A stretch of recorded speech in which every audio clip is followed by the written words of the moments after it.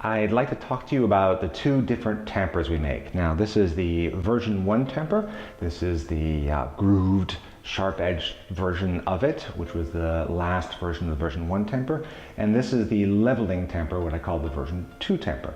Now, we make both of them because both of them serve different goals. And my thinking about coffee and tamping has changed over the years. Back when I first designed a tamper, what I was most concerned about was the level tamp, and also getting the sharp edge, getting the tamp all the way to the edge of the basket. I was also very concerned about always having at least 22 pounds of pressure. So I put a spring in here so that when you push on it, it pushes against the grounds that way.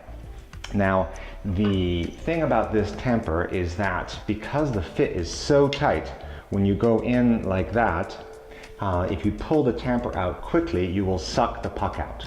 Okay, so that's why we put these grooves in here to try and prevent that. Now the grooves help, but nonetheless, if you work really closely, you will suck the puck out when you use this tamper. So you need to move a little bit slower. With the second version of the tamper, my thinking changed a bit because I saw a bunch of research about how tamping beyond 5 pounds of pressure produced equivalent espressos. So instead, what I was really interested in was getting a level tamp. So instead of putting the spring as we did here on the base, we put the spring here on the leveling part, okay? And what that does is that now when I tamp always level. I can't fail but to tamp in a level way. And this fit is less tight so that we don't have a suction issue. So the goal with this tamper is really perfectly level and quickness of use. The goal with this tamper is a very tight fit, a slower use. And the other thing about this tamper is it permits a technique called nutation. Now, nutation is a technique where instead of tamping straight, you actually want to rotate a bit. The idea is to tamp the edges more.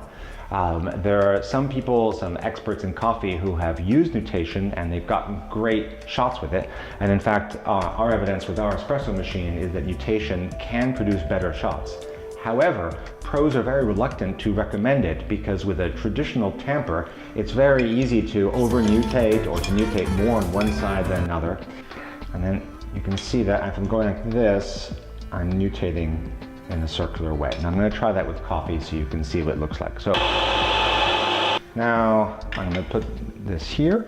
I'm going to start with our new version 2 tamper, and you'll see that the weight of the tamper holds the bottom as portafilter in, and you just push down, tamp, and then lift, okay?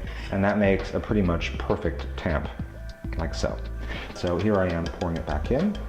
Now here's this tamper here, and what you do is you first set it in, and you feel that it's level with your fingers, like so, and then tamp down, okay? And now you can see it's level there, and I lift up gently, off I go. Now if you can look here on the edge, you'll see that the tamp is even closer to the edge. Here it is on this camera here. Once more, but this time with nutation. Okay, so that's ready to tamp now. Still come in level like this. I then tamp down, but then I do this, okay? And you can see that it's requiring me to do a very precise nutation. The edges now are significantly more compressed. And for people who are especially experiencing shots that are starting on the outer ring and going in, nutation can help get your shot start everywhere evenly. So once again, the differences are, this is a 25-pound calibrated guaranteed tamp, slower movements, the anti-suction grooves, really tight edges. This is a 58.57 millimeter base, and this is a 58.45 millimeter base. So I know it's only 0.1 millimeter difference, so we're still talking about something quite close. But that 0.1 millimeters is the difference between working really quickly and having to move slightly slower and getting a really exact tamp.